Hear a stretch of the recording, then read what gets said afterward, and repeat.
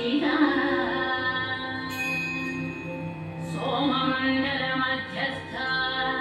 वह्निमण्डल संस्थिता वायुमण्डल मध्यस्था व्योममण्डल संस्थिता चक्रिका चक्र मध्यस्था चक्रमार्ग प्रवर्तिनी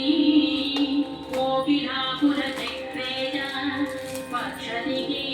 पङ्क्तिपावने सर्वसिद्धान्तमार्गस्था षड्वर्णा वरवर्जिता शतरुद्रहरा कन्त्री सर्वसंहारकारिणी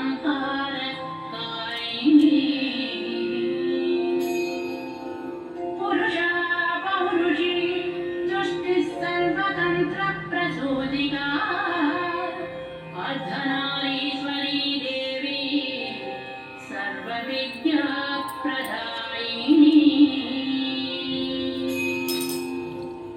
भार्गवी आयुषी विद्या सर्वोपनिषदा स्थिता व्योमकेशाखिलप्राणा पञ्चकोश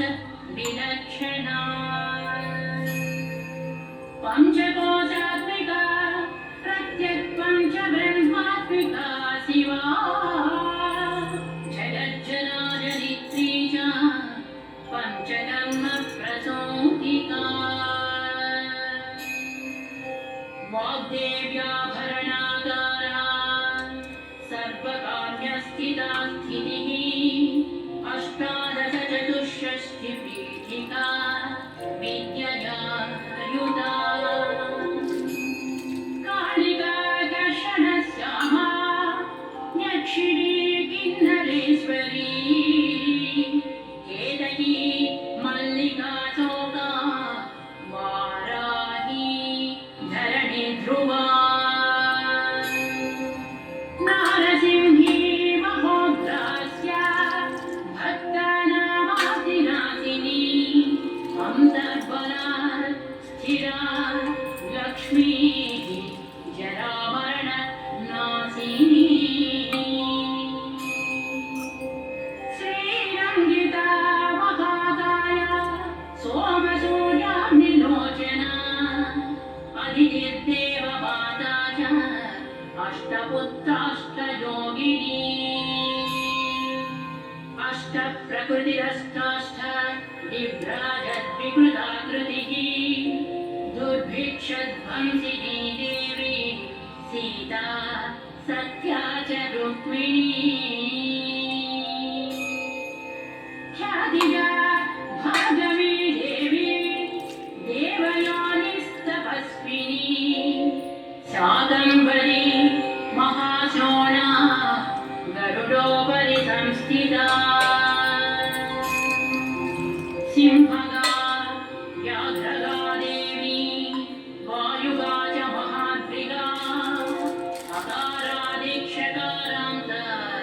सर्वविद्याधिदेवता मन्त्रव्याख्याननिपुणा ज्योतिश्शास्त्रैकलोचना गिरापिङ्गलिका मध्य सुषुम्ना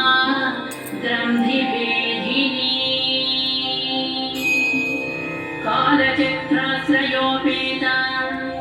कालचक्रस्वरूपिणी वैशालदी मतिश्रेष्ठा वरिष्ठा सर्वदीपिका वैनायकी वरारोहा श्रोणी वेणा बहिर्बलिः जम्भिनी जृम्भिनी जृम्भकारिणी गणकारिका शरणी चक्रिकानन्दा सर्वव्याधिचिकित्सकी देवकी